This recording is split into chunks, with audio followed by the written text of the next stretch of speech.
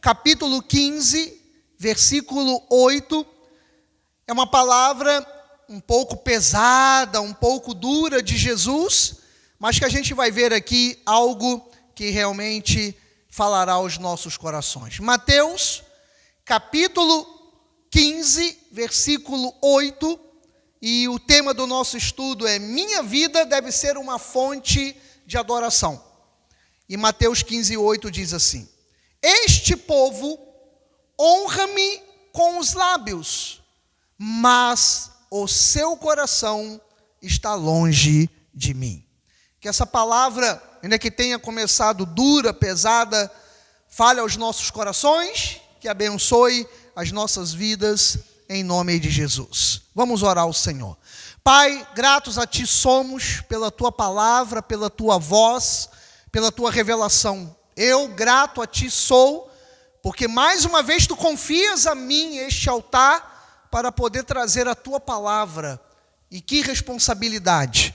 Aqueles que estão assentados neste salão, ou aqueles que me acompanham pela internet, pelas nossas redes sociais, pelo YouTube, e que responsabilidade, Pai. Então, que nesta noite, aqui na igreja, ou em qualquer horário onde alguém possa estar me assistindo, que o Senhor venha falar, que o Senhor venha se revelar, que o Senhor venha fazer das nossas vidas verdadeiramente uma fonte de adoração ao Senhor. Fala-nos, ó Deus, segundo o Teu querer e Tua vontade, no nome de Jesus, para a Tua glória, e a igreja bendita, e a igreja de Deus diga amém.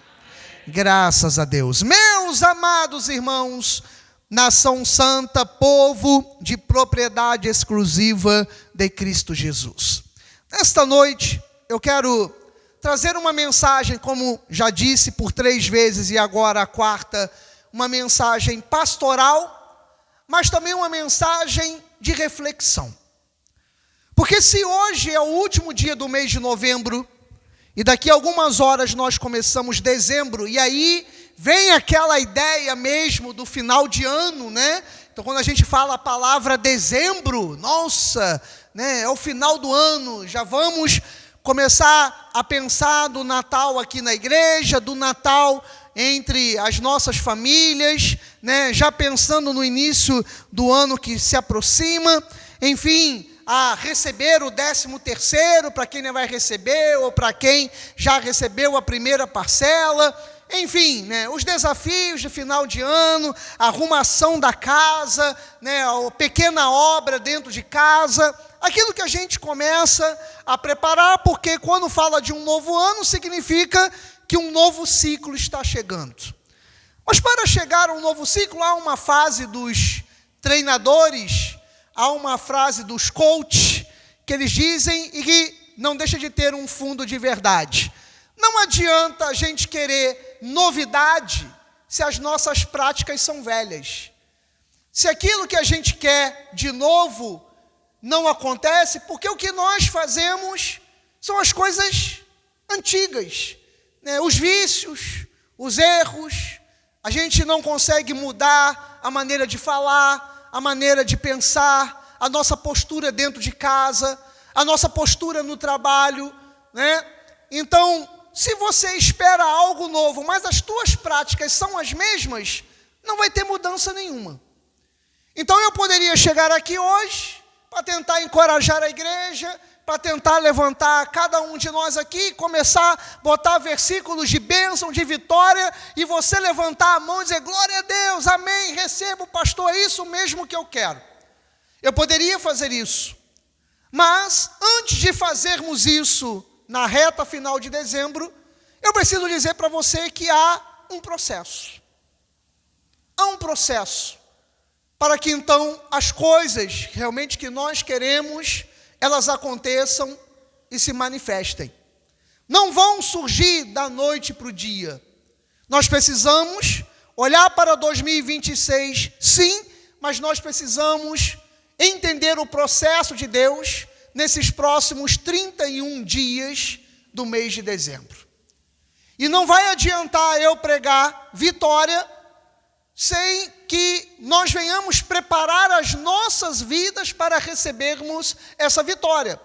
Por exemplo, quando a gente tem uma festa para nós irmos, um casamento, uma festa de 15 anos, um aniversário de alguém que a gente ama, se a gente passou o dia trabalhando, quando a gente chega em casa, a gente tira o uniforme e coloca logo a roupa de sair? Somente as mulheres. Os homens, de repente, até só trocam de camisa, mas, né? As mulheres vão fazer isso? Não. O que vai fazer? Vai tomar um banho, vai lavar a cabeça, né? Eu falei cabeça porque eu não tenho cabelo. Então, vai lavar a cabeça, né?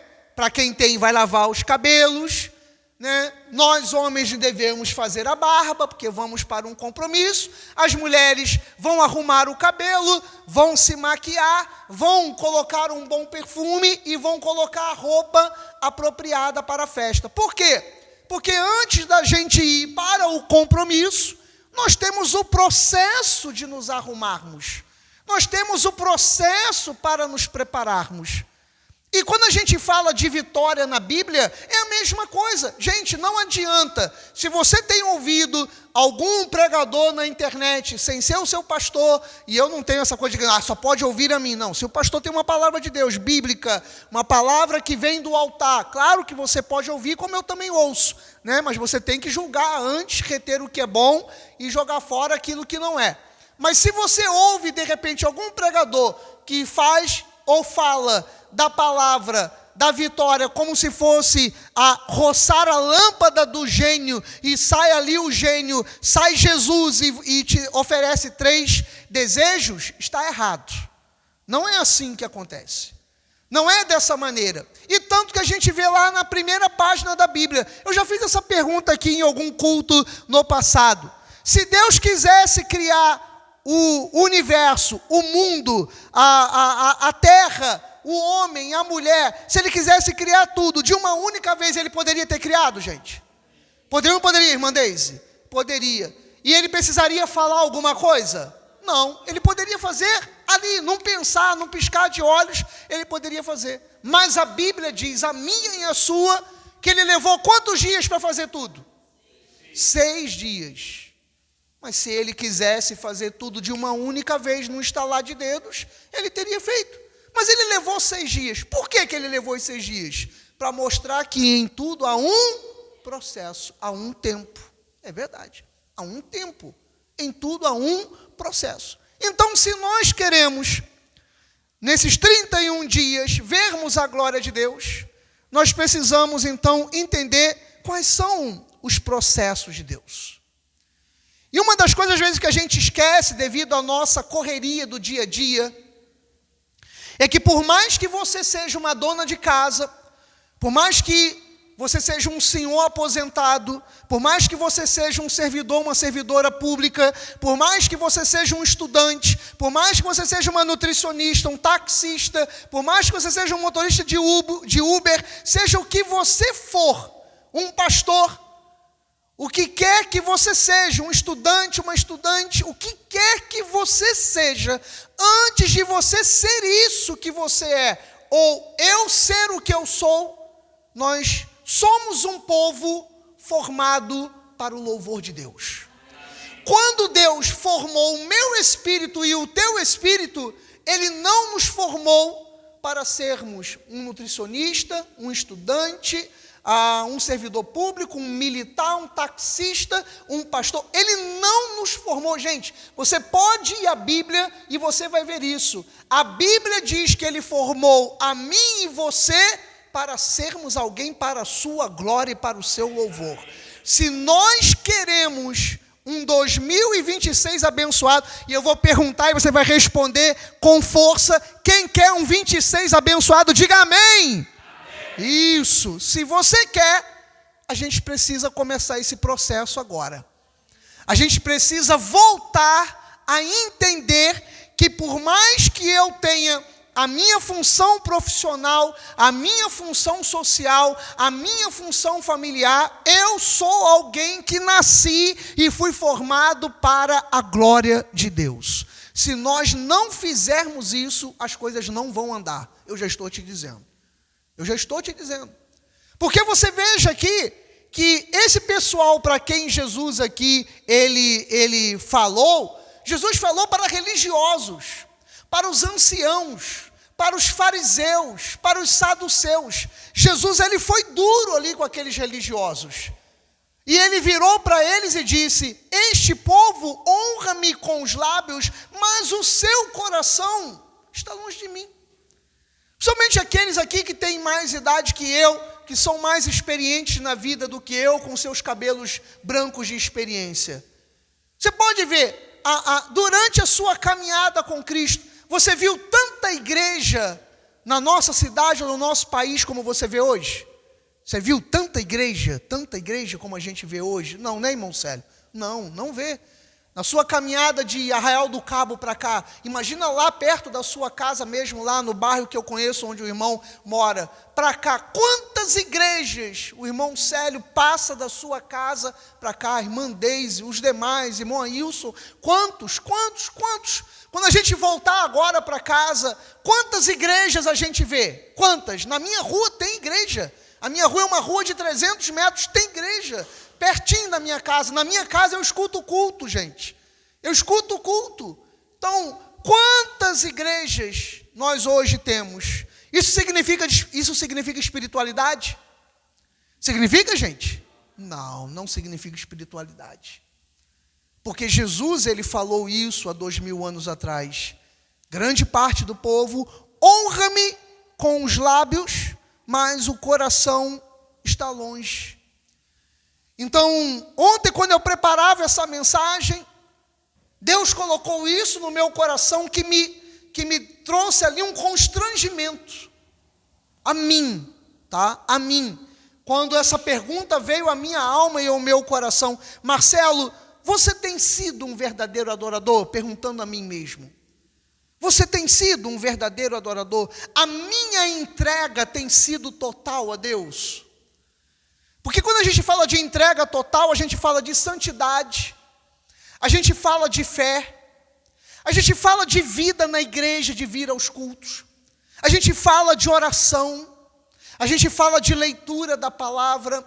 Alguém aqui tem o costume de diariamente ler pelo menos um versículo? Quem aqui tem essa com sinceridade? A metade da igreja. A metade. Nós precisamos ter isso. Precisamos ter essa questão de o desejo de ler uma palavra, de fazer uma oração.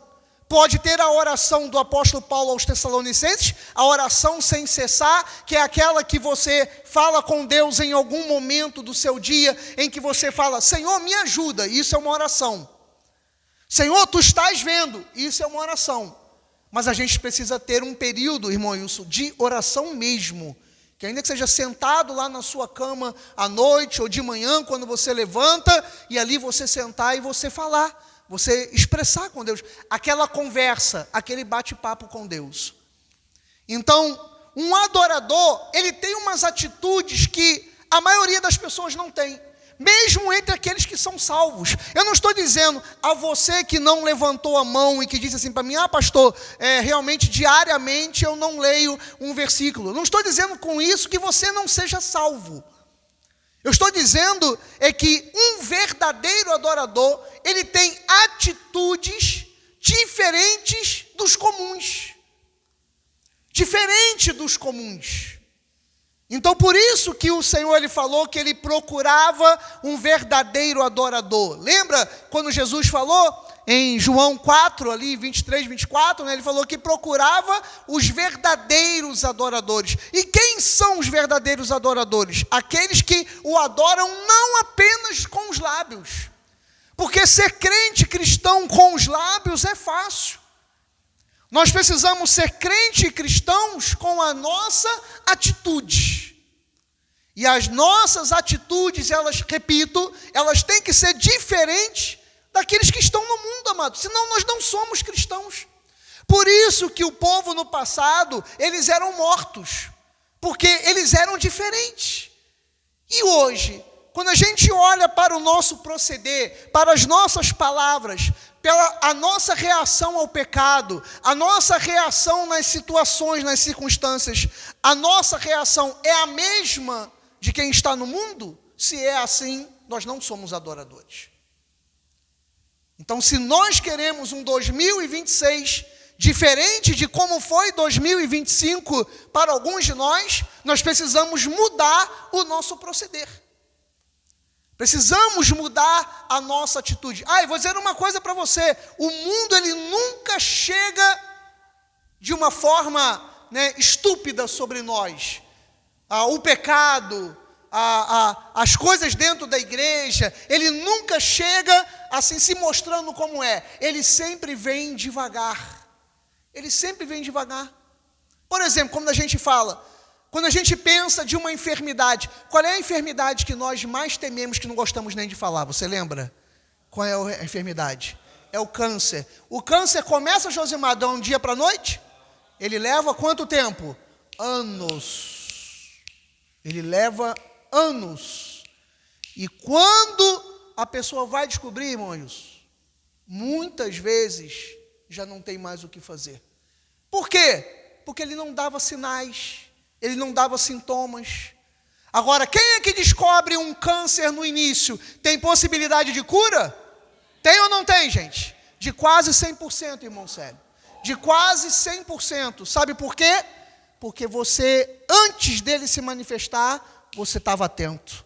Você percebeu. Você foi ao médico, você fez um exame de imagem, você fez um exame de sangue, você se tocou, a mulher colocou a mão no seio, O homem percebeu que está levantando 3, 4 vezes de madrugada para ir ao banheiro, e quando faz o xixi, sente lá que a bexiga ainda está um pouco cheia. O que ele faz? Ele vai no urologista. Não, mas eu sou homem, então tu vai morrer, meu amado. Tem que ir.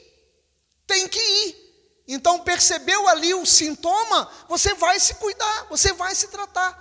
Então, você se livra do mal, você se livra no câncer. E quando a gente fala de vida com Deus, mal comparando, é a mesma coisa. Percebeu que está alguma coisa errada na sua vida? Percebeu que você está parecendo em algumas coisas com o mundo? Você tem que, peraí, senão eu vou morrer. E por isso que Jesus, ele disse isso, Jesus, ele falou, existem muitos que me honram com os lábios, mas o coração está longe. Você quer ver que algo interessante que eu acho, esse aqui é um dos textos mais fortes que eu vejo na Bíblia Sagrada a respeito de Jesus. Coloca para a gente, Gisele, Filipenses, capítulo 2, versículo 5. Veja só comigo se isso aqui não é verdade. Se falando de Jesus não é um dos textos mais fortes e que o apóstolo Paulo, que o Gileade citou, ele trouxe para a gente. Olha só. Ele começa dizendo assim, preste atenção nisso aqui num verdadeiro adorador. Tende em vós o mesmo sentimento que houve também em Cristo Jesus. Pronto. Isso aqui já arrebenta comigo. Porque ele fala, assim como Jesus pensava, assim como Jesus agia, você vai ter que fazer também. Aí você, meu Deus. Aí ele vem no verso 6. Pois ele, subsistindo em forma de Deus. É porque é a língua portuguesa de uma forma, assim mais bonita, eloquente. Então ele falou assim, subsistindo em forma de Deus, ou seja, ele deixou a sua forma natural, a sua forma espiritual. Ele era Deus, mas ele subsistiu. A forma humana de Jesus saiu de dentro da sua forma espiritual. Então, ele era Deus, mas ele se tornou humano como nós. Ele subsistindo em forma de Deus, ou seja, ele deixou a forma de Deus, não julgou como usurpação o ser igual a Deus. Quando você lê isso aqui, aí você entende o porquê que o homem Jesus chamava o seu espírito de pai. Só que o que nós vemos, o que nós aprendemos na tradição? Que existem 3 nos céus. Mas não existem 3 nos céus, existe um no céu. É que a forma de homem de Deus chamava a sua forma espiritual de pai.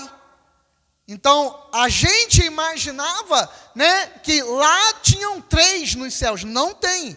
É um que age de uma forma plural. Por isso que o original da palavra é chamado Elohim. Elohim é uma pluralidade, uma pluralidade, um ser único, plural. Então, a Bíblia diz aqui, ele deixou a forma de Deus e a sua forma humana, não quis usurpar, significa roubar. Então, o homem Jesus não quis roubar a sua forma espiritual de Deus. Por isso que ele chamava a sua forma espiritual de Pai. Por isso. Então, preste atenção, gente. E que o que hoje o ser humano mais quer, às vezes, aí dentro da igreja? Quer fazer o quê? Roubar a glória de Deus.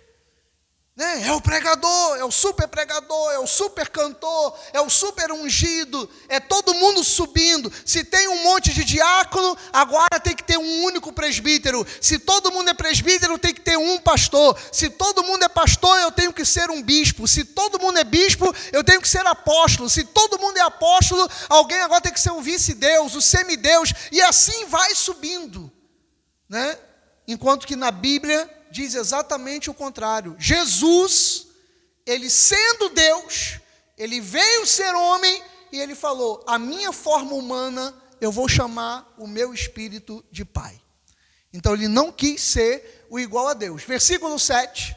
Antes, olha lá, a si mesmo, ali está escrito assim, antes o Pai o esvaziou, foi isso, gente? É o que está escrito ali, o Pai o esvaziou, é isso? Não, antes a si mesmo se esvaziou. Ou seja, ele é um adorador, porque esse é o modelo do adorador. O adorador, ele se esvazia diante de Deus. Então a Bíblia diz que ele a si mesmo se esvaziou.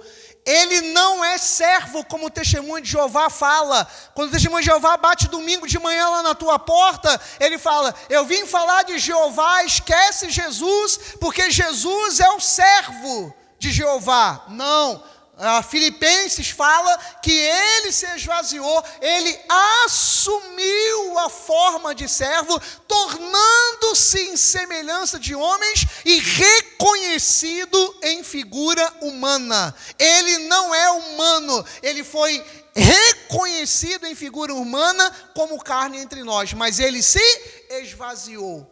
Quem é esse? É o verdadeiro adorador. Esse é o verdadeiro adorador. Versículo 8. A si mesmo se humilhou. Olha lá, a si mesmo. A quem ele chamava de pai. A si mesmo se humilhou. Agora, olha que lindo aí, pastora Renata. Olha que lindo aí. Que é o que a gente precisa fazer para que 2026 seja realmente uma bênção nas nossas vidas. Ele tornou-se obediente até onde, gente?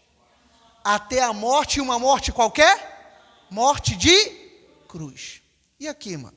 Se eu e você pregarmos esse evangelho aqui na maioria das igrejas na noite de hoje, será que o povo continua na igreja? Será que o povo continua na igreja? E você dizer assim, gente, por mais que você esteja chorando, que você esteja sofrendo, que eu e você estejamos lutando contra a nossa carne, com vontade de desistir do casamento, com vontade de desistir do trabalho, de desistir da igreja, de desistir do que for, sabe, Senhor, eu não estou mais aguentando esse trabalho, eu não estou mais aguentando essa vida, eu não estou como um homem. Vocês viram que loucura hoje? Um homem entrou no jardim zoológico, no recinto da leoa. Alguém viu isso hoje? Alguém viu? Ele desceu pela árvore dentro do recinto lá do zoológico, lá em João Pessoa, ô Josimar, você viu? Ele desceu, tinha 6 metros de altura o local, as pessoas estavam vendo pelo vidro dentro do zoológico. O cidadão, ele conseguiu entrar num espaço lá, num muro de 6 metros, tinha tipo uma palmeira, um coqueiro, ele desceu. Quem estava esperando lá embaixo? A leoa. Estava esperando lá embaixo, ele descendo e filmando. Chegou lá embaixo, ela foi no pescoço dele e acabou com ele ali mesmo. Um jovem de 19 anos. E as crianças vendo pelos vidros. Ela não comeu porque ela estava alimentada, mas ela o matou. Ela fez o serviço dela, é a natureza dela. Ela estava protegendo o seu quintal, literalmente. Ela estava protegendo o seu quintal. O que leva uma pessoa a desistir da vida assim, gente? A pessoa desistir da vida, ele descendo, eu vendo o vídeo, eu fiquei nervoso de ver ele descendo e a leoa esperando ele embaixo da árvore, esperando ele descer. Então leva a pessoa a desistir da vida assim. E quantos às vezes desistem da vida porque não conseguem ser obedientes até a morte? Eu estou dizendo de morte, estou falando aqui apenas a morte do sepulcro, não, gente. Porque muitas vezes a gente, entre aspas, nós estamos mortos porque a gente está sem esperança. E aí isso vai tirando de nós o quê? A obediência. Porque também ser obediente, entre aspas, para nós naturais na carne, parece que cansa. Parece que cansa. Porque você diz assim, puxa, mas eu estou sendo correto, eu estou sendo correta com meu marido, eu estou sendo correto com a minha esposa, eu sou correto com meus pais, com meus filhos, com meu patrão. Caramba, eu sou correto com meu patrão, ele promove todo mundo aqui na empresa, menos a mim. Então você vai olhando e você vai dizendo assim, puxa, mas até onde eu tenho que ser obediente? Até a morte, gente. Até a morte. Enquanto Deus não mudar o que falou, você tem que continuar a ser obediente. O que é isso? Ser um verdadeiro adorador. Ser um verdadeiro adorador. Ser obediente, ainda que aquilo esteja custando a sua alegria, a sua felicidade. Mas você ter que ser obediente. Foi o que Jesus fez. Ele era Deus ou ele não era Deus como homem, gente?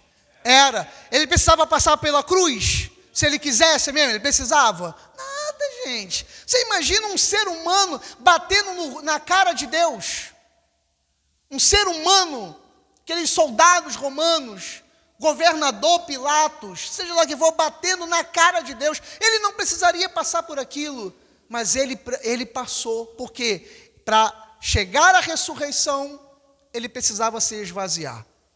Você, para chegar onde você quer, você precisa se esvaziar. E diz então o versículo 9, diz assim, pelo que também Deus, agora ele falando do Pai, o exaltou sobremaneira e lhe deu um nome que está acima de todo nome.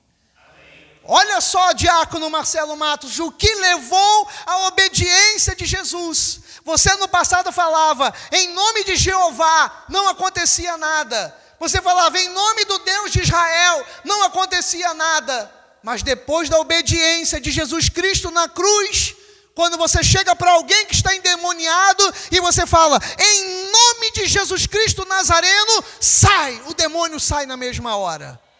Por quê, amado? Porque o nome dele foi exaltado, foi colocado acima de todo nome.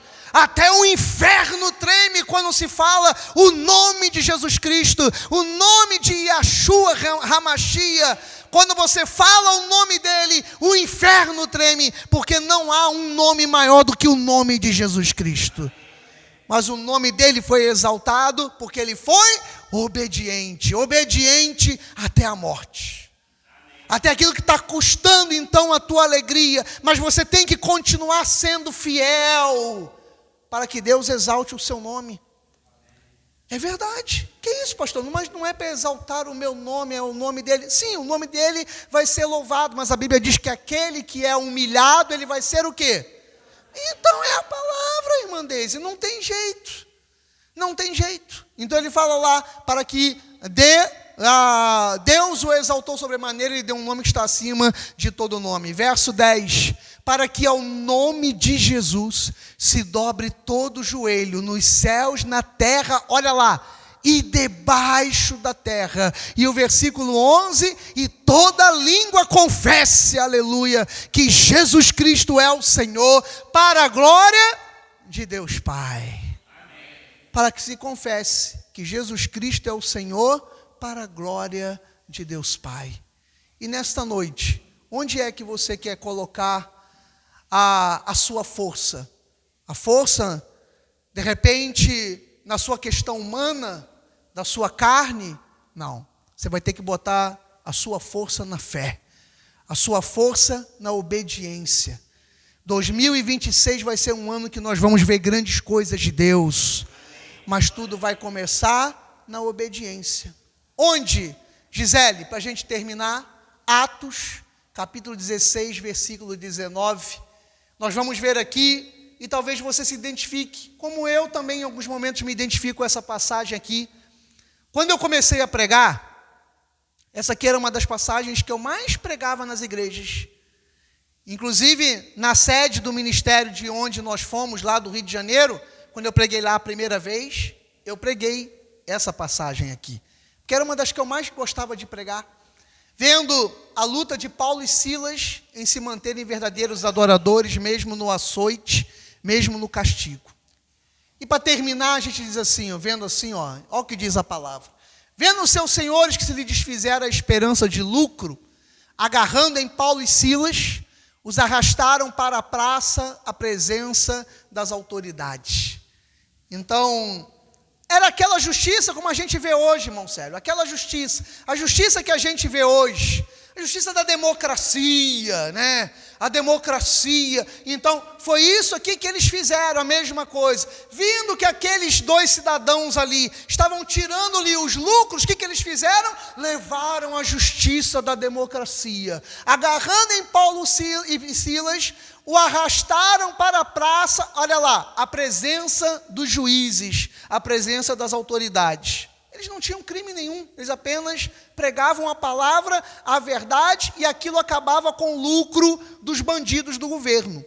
E diz então o versículo 20, e levando aos pretores disseram, estes homens, sendo judeus, olha lá, perturbam a nossa cidade.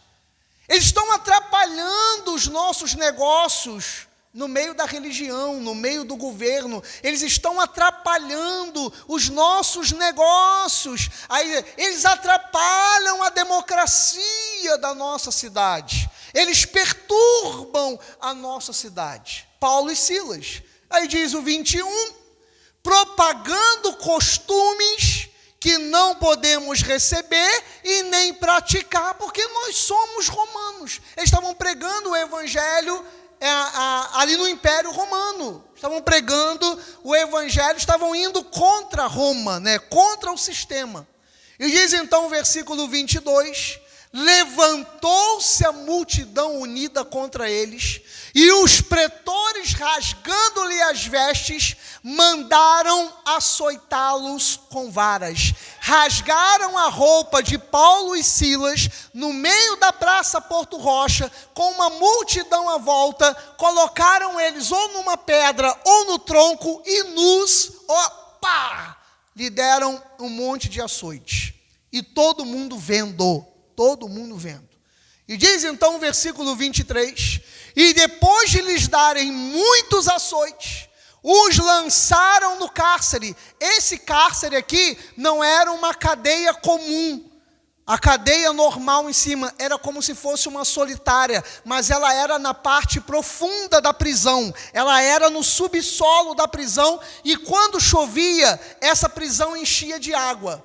Então agora você imagina que esses dois homens que pregavam a palavra, não estavam fazendo mal nenhum, eles estavam com as costas arrebentadas, eles estavam nus e provavelmente agarrados um ao outro no tronco.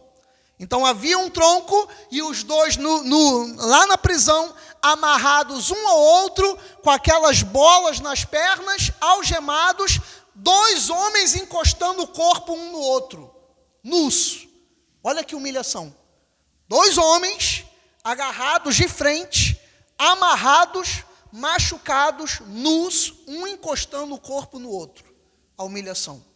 Paulo e Silas, só porque pregavam a palavra de Deus, estavam fazendo isso. E botaram os carcereiros que os guardassem com toda a segurança. Gente, falando sério, você continuaria vindo à igreja se acontecesse isso com você?